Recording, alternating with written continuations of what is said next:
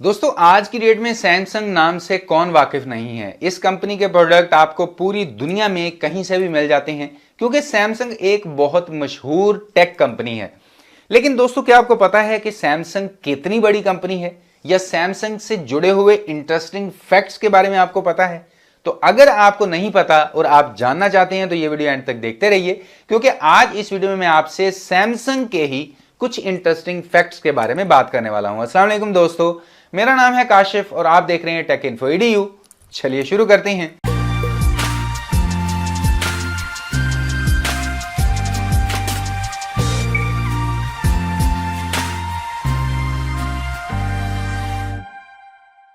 अब दोस्तों यहां पर आप सभी के लिए एक सवाल है कि क्या आप जानते हैं कि दुबई में मौजूद दुनिया की सबसे ऊंची बिल्डिंग बुर्ज खलीफा को किन किन कंपनियों ने बनाया? अब वैसे तो बुर्ज खलीफा को बहुत सी कंपनियों ने मिलकर बनाया, लेकिन अगर उसमें से top of the list company की बात करें या मेन कॉन्ट्रैक्टर की बात करें तो वो है सैमसंग कंपनी। जी हां दोस्तों, सैमसंग कंपनी ने ही बुर्ज खलीफा का कंस्ट्रक्शन किया है। उसके बाद अगले इंटरेस्टिंग फैक्ट की बात करें तो दोस्तों सैमसंग के प्रोडक्ट जैसे मोबाइल, लैपटॉप, टैबलेट या फ्रिज वगैरह में से किसी ना किसी प्रोडक्ट को आपने जरूर यूज किया होगा। लेकिन क्या आपको पता है कि सैमसंग का असल मतलब क्या है?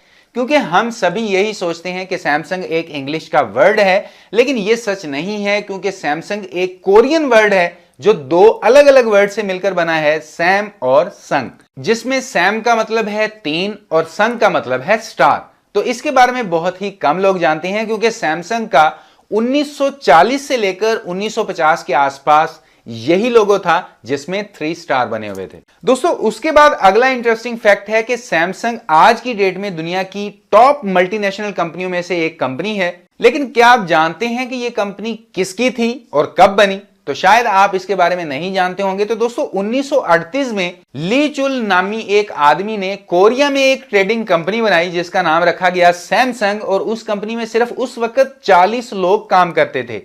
लेकिन वक्त गुजरने के साथ साथ 1950 में सैमसंग ने इंश्योरेंस, सिक्योरिटी और रिटेल मार्केट में भी अपने कदम जमा लिए।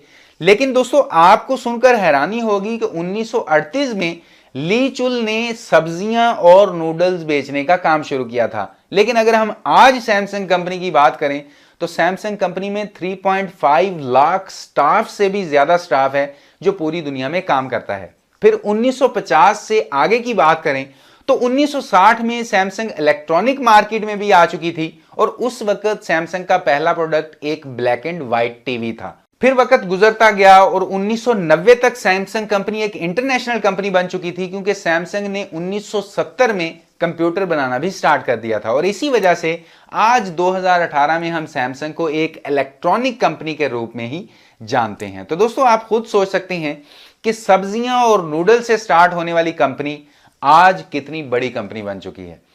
फिर इसके अलावा 2006 से सैमसंग कंपनी पूरी दुनिया में सबसे ज्यादा टीवी बनाने वाली कंपनी बन गई। अब सिर्फ टीवी ही नहीं बल्कि LCD, LED पैनल्स, ICs और मेमोरी चिप्स बनाने में भी यह कंपनी सबसे आगे है। और शायद आपको यकीन ना हो कि पूरी दुनिया के तकरीबन 70% स्मार्टफोन्स में सैमसंग की बनी हुई रैम्स को ही इस्तेमाल किया जाता है। यही नहीं बल्कि एप्पल के iPad में जो आपको रेटिना डिस्प्ले देखने को मिला था वो भी सैमसंग ने ही बनाया था। और साथ ही साथ एप्पल के जितने भी चिप ICs होते हैं वो भी सैमसंग कंपनी में ही बनाए जाते हैं। तो आप खुद सोच सकते हैं कि 1938 में एक छोटी सी ट्रेडिंग कंपनी आज तकरीबन सभी बड़ी बड़ी टेक कंपनियों को अपने प्रोडक्ट सप्लाई करती है। फिर उसके बाद अगले फैक्ट की बात करें तो सैमसंग कंपनी कपड़े भी बनाती है। 1995 में ही सैमसंग ने फोबो नाम से एक फैशन ब्रांड को लॉन्च कर दिया था जो काफी मकबूल भी हुआ।